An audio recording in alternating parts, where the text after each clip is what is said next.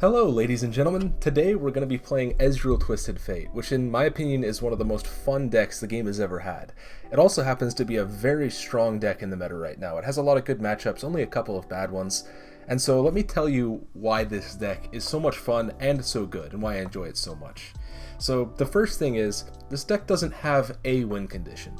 You take decks like Deep or even like Scouts or something like Ez Karma, sort of, they're good and they can be fun to play, but they're a bit one-dimensional, right? You have a game plan and you have tools that either stall and help you reach that game plan, or you have tools that will accelerate you to it. Like for example, Deep, right? You're just tossing, slamming down sea monsters and winning through that. Whereas this deck, I feel, has the exact opposite approach. Instead of having a game plan, we have several. Like Ezreal Twisted Fate is an aggressive tempo combo mid-range value deck. It can do all of those things. And so first off, Riptide Rex. I think we have to start with Riptide Rex. This card, if you can play him on turn 8, and sometimes even multiple Riptide Rexes, you can just win the game straight up in turn 8 or 9. So you have that late game blowout. It also can immediately level your Ezreal, because you can often get 3 to 7 procs on your Ezreal level up, because each Cannon Barrage counts as a proc towards leveling Ezreal. So you have Riptide Rex as a win condition option. Second off, we have a lot of strong early units. With cards like Jagged Butcher, who might be one of the best 1-drops in the game, he's definitely like top 5, top 3. This card's insane. It comes down as a 1-mana 2/2 worst case scenario, and you can often play Jagged Butcher with Warning Shot on turn 1 to swing in to do 4 damage, which is just crazy. We have things like Zonite Urchin, Black Market Merchant, Hired Gun, and Petty Officer. These are all just very good value units. Black Market Merchant can be combined with our Pilfered Goods, which we only have one of. We don't really need more to get value, and it's kind of an alternate win condition. Sometimes you can nab things, the opponent's cards, that change how you want to play. Petty Officer, I think, is one of the best 3-drops in the game. This comes down as a 3-mana 3/2, which may seem like a bad stat line, but 3/2 is good. It means it doesn't die to ping, and at 3 mana it can also block things that are fearsome. That's something like a Callista or even an Elise you can block with this card. Getting a random 1-drop as well can, it's just you get 2 bodies on board for 3 mana. I think it's kind of like a better House Spider. And we have, obviously, our champions, which is Ezreal and Twisted Fate. Let's talk about Twisted Fate first. Oftentimes in this deck, I've only leveled Twisted Fate. I've played about, maybe 25, 30 matches with it so far, about a 62% win rate. And that's just with still learning the deck. Like, I'm pretty good at it, but I'm not quite full mastery yet. Twisted Fate oftentimes is just a very versatile card. It's worth noting that you don't get a target proc on Ezreal with Gold card, just bit of trivia information, but if you play Twisted Fate for 4 mana and play blue card, draw a card, get a spell mana, like it's really 3 mana and you cycle itself for a card, and oftentimes the enemy will overreach to try to kill the Twisted Fate. Even if you just play blue card with it, it's a very strong card. But what makes Twisted Fate so good is the versatility of it. Red card can be like a budget AoE Withering Wail in some scenarios and just get massive value, and gold card stopping the attack of something like a Radiant Guardian or an Ashe or a Sejuani, it can just be devastating to stall the game out long enough to win with Ezreal. And obviously, if you ever do level Twisted Fate, having the 3 Destiny cards each turn, like just drawing an extra card a turn with blue card, it's just going to be insane. So you can win through Twisted Fate, but it's not a main win condition. And then finally we have Ezreal, which is you don't actually win through Ezreal a lot. It depends on the matchup. If you can level Ezreal, you can obviously burn them down with spells, but you don't want to over focus on this being an Ezreal deck. You know, obviously leveling your Ezreal, that's great, and you want to do it if you can, but you just remember that you have sort of 4 win conditions. You either burn them down with units and spells, you either get big Riptide Rexes off, or you can play Ezreal, get lots of value out of that, or you play TF. And obviously this is all will free flow and change depending on the state, the matchup, what cards you have, and all of that. But the gist of it, it's a very challenging deck to play, but it's rewarding to master. And so let's hop into a match with it.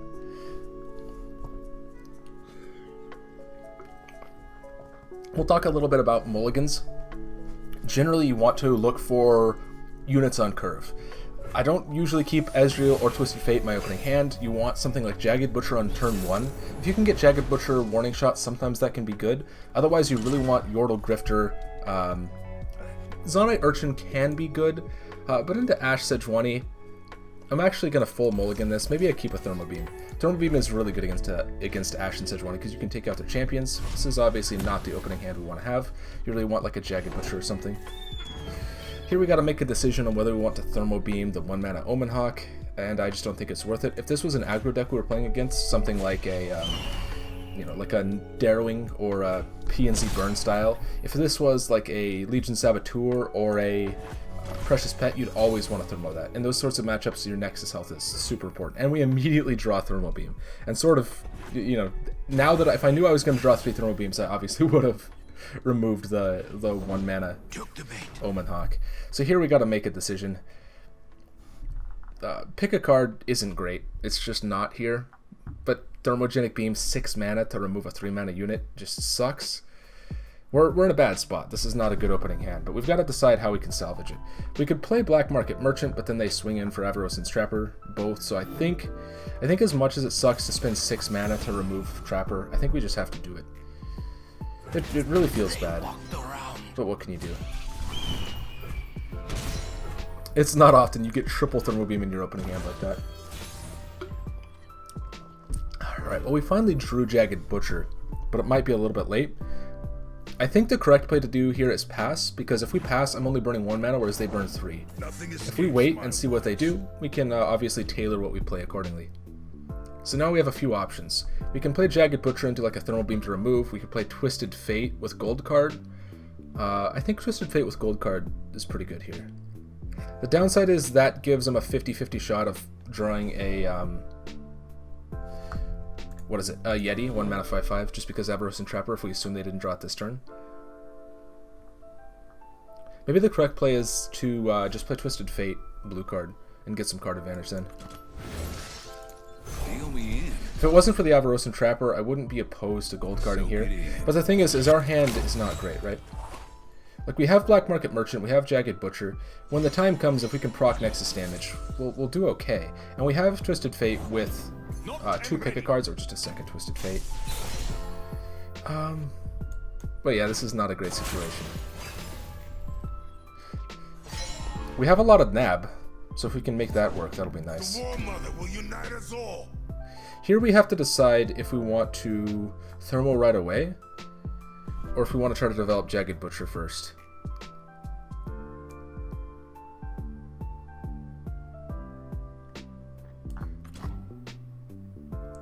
I think we actually develop Jagged Butcher first, and the reason for that is because we probably wouldn't block the 4/2.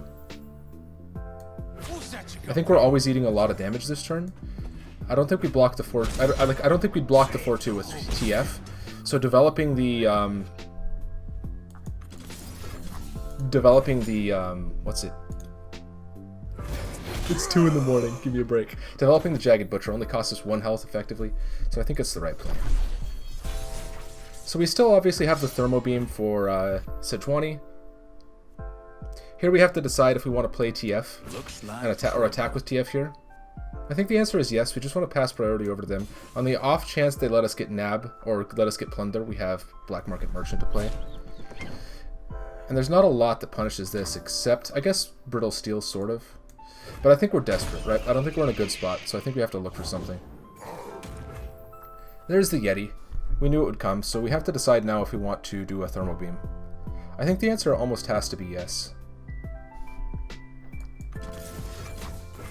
Sejuani coming out next turn is obviously scary, but our opening hand, having triple Thermo Beam and not drawing any early units was... That's pretty hard to manage here. I think we also definitely have to block with Twisted Fate. If they open attack, you know, we obviously drop down our health, and that's not great. Here, we get triple Thermo Beam early on with no units. Now we have triple Black Market Merchant with no way to proc Plunder. No Make It Rain, no Warning Shot, no Yordle Grifter. I think we just have to suck it up and play Merchant without a draw here. Like, playing pick a card before turn 7 or 8 is usually a mistake, because you don't want to draw like a fleeting Riptide Rex and not be able to play it. And a lot of times, you know, it's... Behind you, a Yeti! Yetis? This feels so bad. But I don't think we have a choice. Like, we're just going to get blown out. I think this might be one where you have to surrender and go next. But we can still get bailed out. We still have a chance, I guess. Charmed, I'm sure. Fire beware! This feels so bad. We're sort of just losing the game on this block. But what do we do?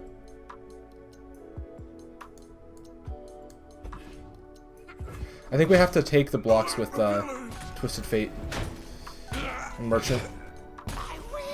I mean, we maybe could have tried for a level on TF, but then we wouldn't have been able to block and would have had to drop down. We would have had to drop down to like 2 health, and then I don't think that ever works out for us. So I think the play here is just to play Ezreal. I don't think there's an out at this point. If we don't draw Riptide Rex, we probably just surrender. Alright, I think this is one where we just go next.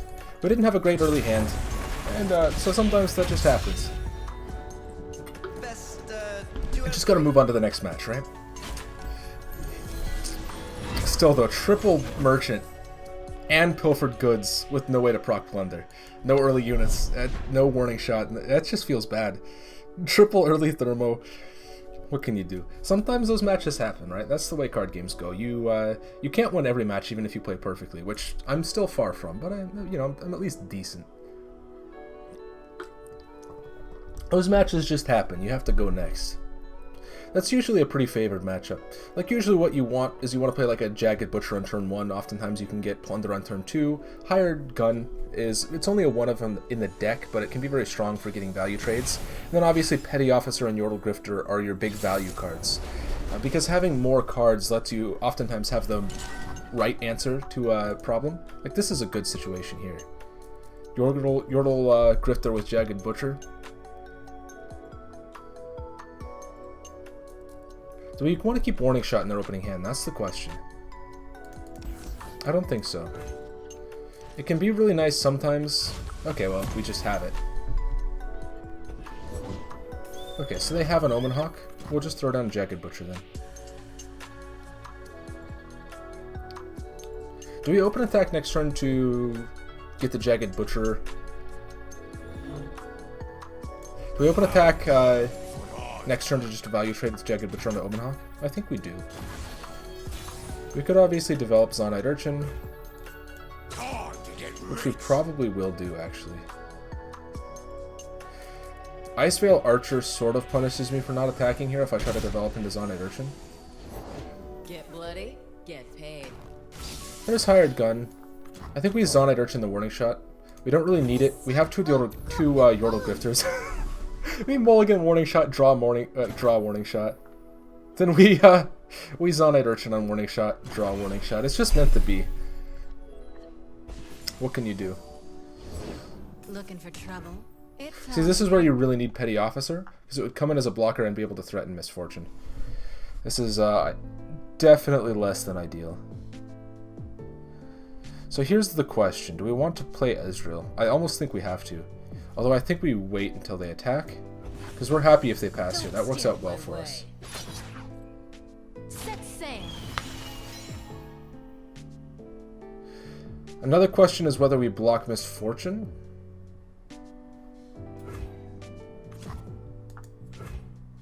What's that? Did the servers go down or something? Huh. 3 damage for Yordle for Zonite Urchin. I think in this matchup we can get better value out of the Urchin. I think sometimes we might be able to block like a 5 attack unit. So I think we'll keep it alive. Maybe that's greedy. But I think we just play Ezreal. Now, we don't have enough mana to play the Fleeting Mystic Shot and Yordle Grifter. So let's just attack with Ezreal and see what happens.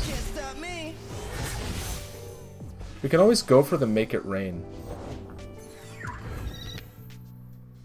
What are the chances my Make It Rain hits Misfortune? 60%, right?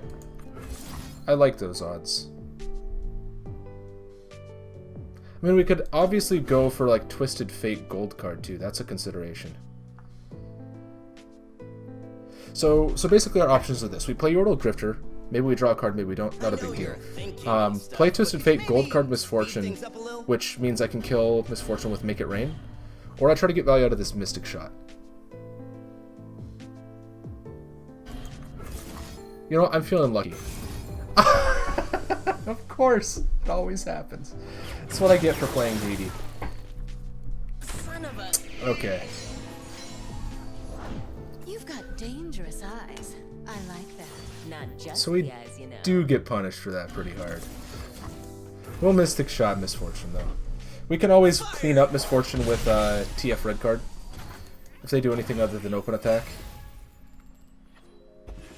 There's Petty Officer, but a day late and a dollar short. There's blood in the water. So my Ezreal is gonna die, but so is his Misfortune, unless they have Elixir of Iron, which what can you do? I think I played that wrong. I think the correct play would have been to gold card TF. Trying to go for the 60% play on the Misfortune, I don't know. I have a compulsive gambling issue. Not in like real life, but when I play games like this, I love going for those RNG big plays, just because it feels so satisfying. They do take out our Ezreal, but it's not the worst thing in the world. Yeah, he's already at 4 out of 8 on level.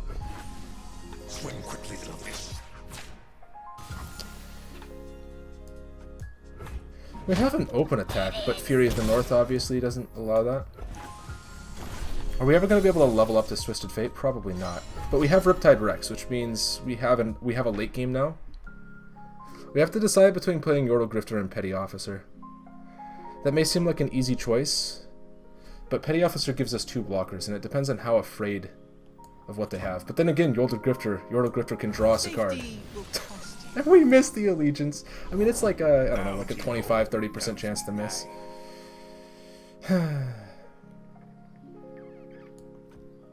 I could have just open attacked with TF2, but again, Fury of the North, so. This is good though. We have Ezreal and we have Riptide Rex. Scout. Shadow Fiend. Can be good. Wait, when you Fleet Feather Tracker, like if you Petty Officer into Fleet Feather Tracker, it has Challenger. I would have thought the Petty Officer would happen first, but I guess this is a play effect, right? That happens when you play it from hand, so I guess that happens before the unit reaches the board. I wouldn't have guessed. So we always block like this, right? Because it can block twice. Now we have to decide if we want to block the Shadow Fiend, which I don't think we want to do. Gotta trust your I don't think we want to block the Shadow Fiend. Another thing we want to decide, actually maybe we do. Let's be a little bit more careful with our Nexus health. Sejuani Overwhelm is a little bit scary. Let's play this safe. Right, like we have Yordle Grifter, so even this isn't that big of a punish. So we just drop Yordle Grifter. It functions as a blocker. And we missed the Allegiance again. How unlucky do you have to be? You have to be this unlucky. So let's think about how we want to block here. Obviously, what's it called? Brittle Steel can keep his Razor Scale Hunter alive. But we still have Warning Shot into Riptide Rex. So a lot of matchups are just 1 on turn 8 for us.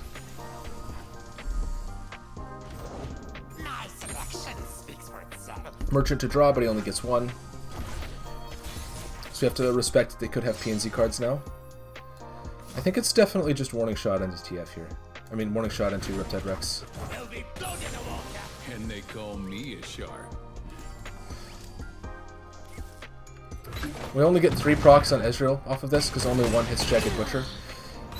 Once a unit dies, you don't get procs for targeting units off of Ezreal anymore. Wait, no, we did. We actually did get 4. My bad, I misread it. It looked like there was only 1 to it. I wish it would. You could hover over a unit and it would highlight like a certain different color. There'll be blood in the water.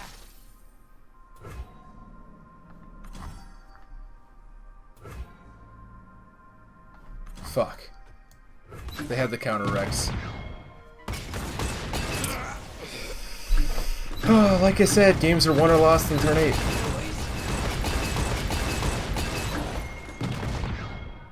That's it. We have to win a game. And we're dead. GG.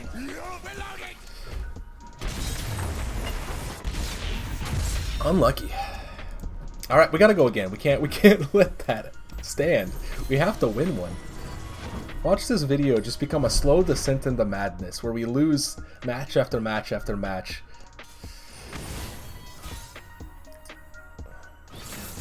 See, I'm the type of person I don't like to go to bed or to stop on a loss. I like to end on a win, you know? So a lot of times that just that just bites me in the ass. Maybe playing Riptide Rex was too greedy. I should have expected the counter Rex, but maybe my answer there was just to not play Riptide Rex. I don't know. I definitely play this card early too much. So Sejuani Teemo. Do we want to keep Mystic Shot just to have removal for Teemo? I mean, it's obviously not the best best removal we can get.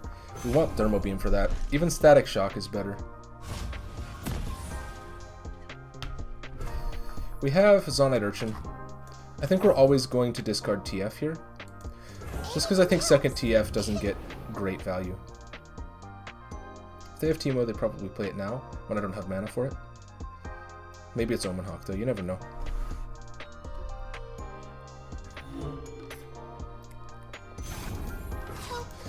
Notably, we have to respect Elixir of Iron now for Teemo. Which means we probably can't Thermo Teemo if he plays it now. But it's actually Starlit Seer, which is both good and bad for us, because this card is insane. It's kind of the main value engine of these decks. But I think we just put Petty Officer. I'm always happy to see Mage Seeker Conservator. Again, I talked about just liking random gambling sort of effects. But this card, I love just having a 6-cost spell that the enemy just has no idea what it does, you know? We're happy taking this attack because we have 2 damage spells with Thermo and Mystic. Fly away while you can. So if they block the 1, we always just go in for Thermo. If they Elixir of Iron, that's fine.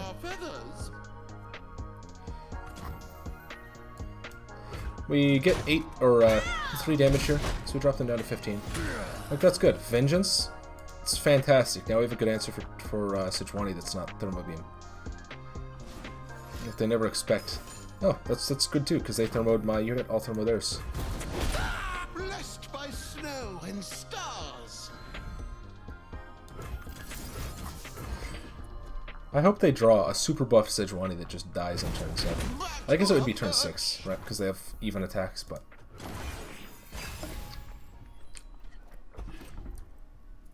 These eyes see all. So here's an interesting question. Do we Mystic Shot it now, do we Petty Officer, or do we play TF? Mystic Shot it now loses so hard to Fury of the North. I think it's just bad. Twisted Fate, do we really need the card draw? Because blue card would be nice right now. We can also do red card to do some Nexus damage. But I think we have to remove the Starlit Seer. I don't think we can let it just sit on board. Like, if they have Fury of the North, I either want to force them to use it now. I mean, you never Fury this defensively, do you? I mean, it gets a 1/1 buff on your next unit. If you have a couple of them in hand, I might. A couple of them in hand and no better play to make, then you'd use a defensive Fury here. But I think red card is better than gold card, because it does a Nexus damage, and I don't think 1 more damage than Starlit Seer would ever matter, right? Yeah, it's a defensive Fury. Like, if they play Fury, they're always ending the turn on 3 health, right? And if they play Elixir of Iron, then we can kill with Mystic Shot just the same.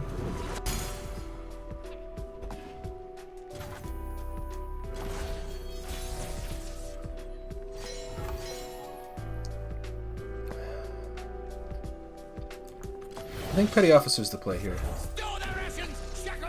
Hapless Aristocrat, we take that. It's a decent blocker. I'm scared of whatever that buffed unit is, but it's probably Sejuani, and we're banking 2 mana going into next turn. It's a Chungus. That's a big Chungus. In this case, we probably have to just pass. Because I don't really see a good option here. Like, we don't get much off of dealing Nexus damage here. Like, we're probably not going to level TF. We need to pick a card for that. And since they have PNZ removal, their Sejuani is still only at 1 out of 5 on Nexus damage, right? So we've slowed that down about as much as we possibly can. Like, if it's a... Sejuani still can kill TF just by giving it vulnerable, but we wouldn't take, like, overwhelm damage off of it, at least. So let's see what they do. Okay, they attack with Chump Up. We always just block with Hapless, right? It's too perfect of a Chump blocker. If they play Sejuani, we Vengeance her. To no one. But we're gonna wait to Vengeance this Sejuani until after she attacks. Because if we Vengeance her now, he just pulls it with Chump Up. He wants the overwhelm damage on this, right? Because he knows I can just block this with Hapless. There's no punish for attacking with Sejuani like that, except something like Vengeance, which is from Shadow Isles. Feels bad just to get Vengeance out of nowhere. That's why I love Mage Seeker Conservator and gambling cards like that, just because it can be so fun just to pull something out of your ass that they'd never expect, you know? Okay, so we're going into turn 8. The Riptide Rex is perfect. We even have the warning shot. Let's decide how we want to handle this. I mean, we're gonna level Ezreal off of the Riptide Rex, right? We should at least. If not level, we'll get close, and we have 2 Mystic Shots in hand, so we actually have burn spells. Attacking here just feels kind of bad. I obviously don't want to play Ezreal when they have so much removal mana. Like, this needs to be a combo card for me, right? Especially with Riptide Rex in hand is a big blowout. They're gonna Mystic Shot TF, that's totally fine. Okay, I know they get the buff off of Starlit Seer, but I think we're at a point where it doesn't so much matter anymore.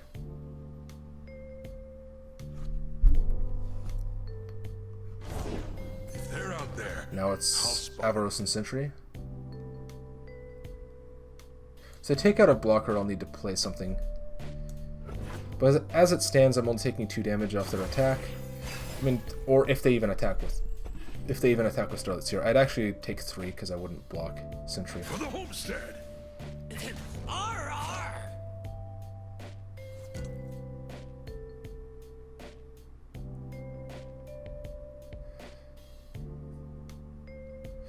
Do I want to let myself take the 3 damage here? No, I need to conserve my Nexus health.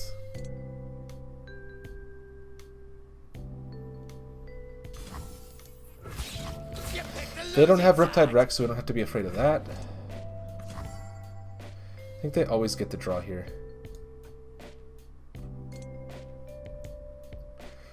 So a big question is... No, this is a marginally better way to block this, I think. Like, no matter how I block, it leaves 2 total damage pings worth of Riptide Rex. Okay, so basically, it's to our benefit to leave units alive to a point because we want the targets off of Riptide Rex. So this just makes it more likely that we'll hit the separate units. Instead of requiring 2 to kill Chump Wump and this unit being dead, it's 1 for each, which makes it more likely that we kill them with Riptide Rex and get the target from. So, and all of it hits these 2 units, and nothing hits Starlit Seer, because why would it? I mean, you have to expect the Riptide Rex in turn 8.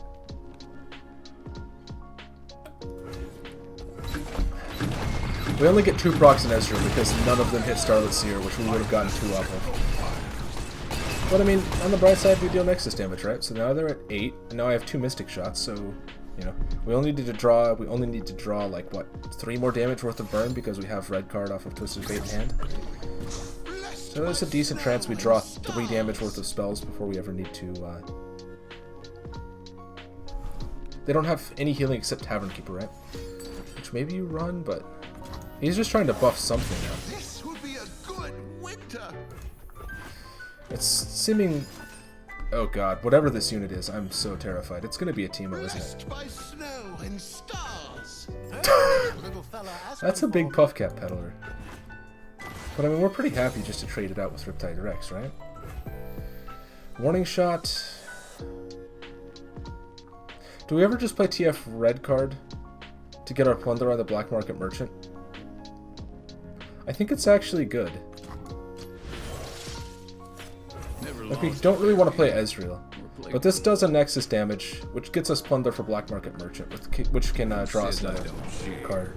I mean, I guess we could use Warning Shot. 1, 2, 3, 4. My selection speaks for itself. Static Shock. Okay, how realistic to level as is it?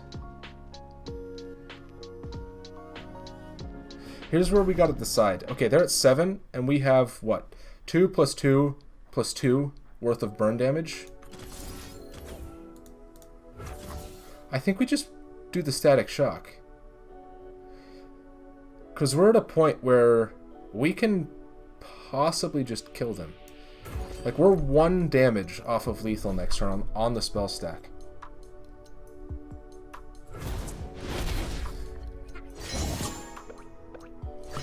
Or, like, Petty Officer, that gets us there.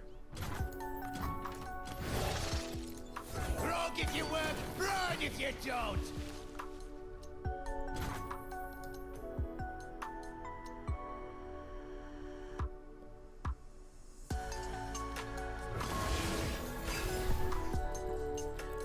Yep, this is good. So now we just Warning Shot, Mystic Shot, Mystic Shot. Because they can't.